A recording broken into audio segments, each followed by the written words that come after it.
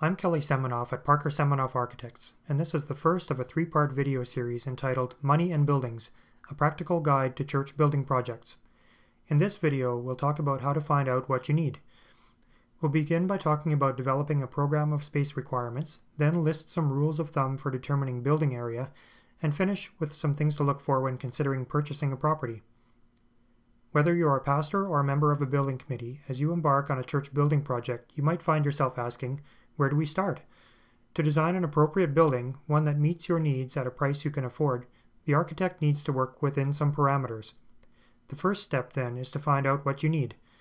And so we guide you through a process of introspection, looking into every corner of your organization, every ministry and subdivision of your church, to find out what you're about and how you function. The best design solutions come from the most well-defined design problems. In other words, the better we can understand what it is you want to accomplish, the better your building will support your particular church. You need to ask the right questions. We'll ask each leader for a description of their ministry in your church, how long it's been in existence, and how it's changed over the past few years. You'll tell us about any special features your space will need, and what other spaces it needs to be next to. We'll need to know what days and times it operates and who will be involved. We often lightheartedly tell churches to get with the program. The program is a document we developed that summarizes all your space needs, your philosophy of ministry, and your future direction, so we can start designing exactly the right building for you. The more complete the program, the better the design solution. It's a critical part of the process. Programming is a process of knowing and setting the priorities of needs that is essential for effective design. Notice we said needs and not wants. If everyone added an item to the wish list, you'd end up building the Taj Mahal. In terms of space, you'll need to meet your current needs as well as your future needs. Ideally, your new facility would meet your needs for decades to come. Because it's difficult to predict future growth, we recommend building in as much flexibility as possible, with space that can be used for more than one activity.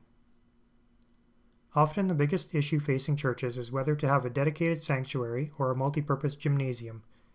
We'll look at some pros and cons of each. A dedicated worship space comes with many benefits.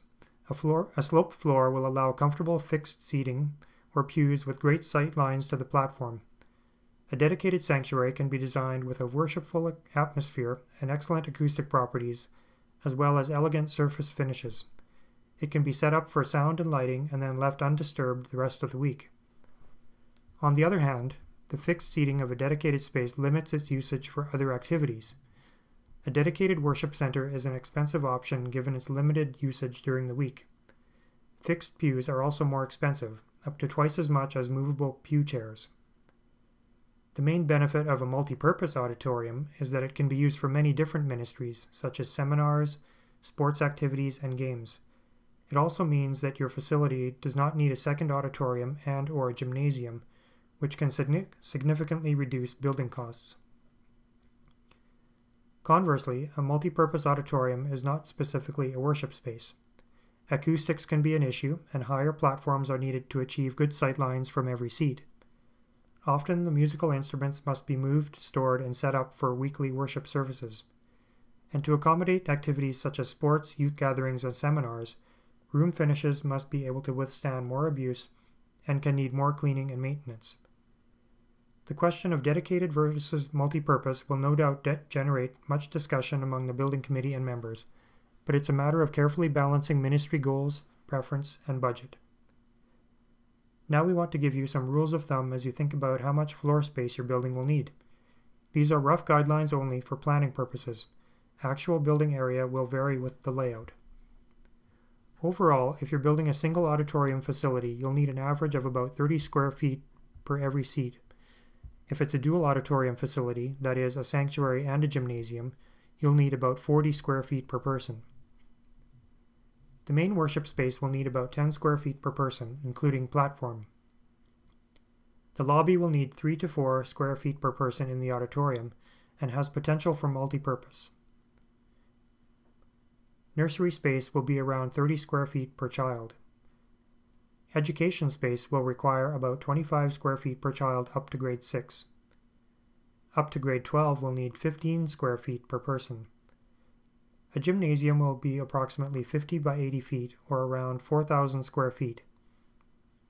Office area will need about 300 square feet per person, including work and meeting rooms. Washrooms will need 200 square feet per toilet, 1 per 60 men and 1 per 40 women. Corridors, mechanical rooms, and wall thicknesses will use an additional 10 to 15% of the floor area. There are no set guidelines for storage space, as it varies from church to church. Now let's look at some site requirements. As you know, parking is a critical issue that can limit church growth and future expansion. You might have plenty of room in the sanctuary for visitors, but if they can't find a parking spot, they won't stay. Municipal parking requirements of 1 stall for every 4 seats is usually not sufficient for current church needs. We recommend a ratio of 1 to 1.5 or 1 to 2. You can confirm this by observing how many people arrive in each car for a Sunday service. To park 100 cars, you'll need about an acre of land. If you have 2 morning worship services, you may need up to 30% more parking due to overlap in arrival and departure times. As you look at purchasing land, you'll need to know if the municipal zoning regulations will allow a church on the property. How high can your building be? How much floor area can it take up? Are there any easements or setback requirements? Is the site serviced with water, sewer, gas, and electricity? Is the site both accessible and visible? Not all visible sites are easily accessible. Try to avoid access through residential streets if possible, due to the residents' traffic and safety concerns.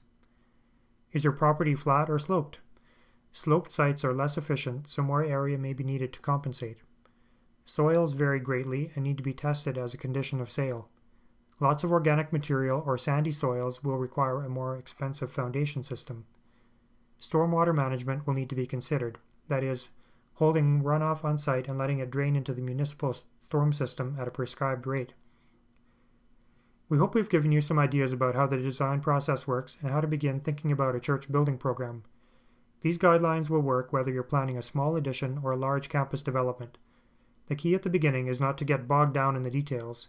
Just think in general terms for now. In the next video, we'll be talking about what will our building look like. For more information, contact David or Kelly at parkerseminoff.com.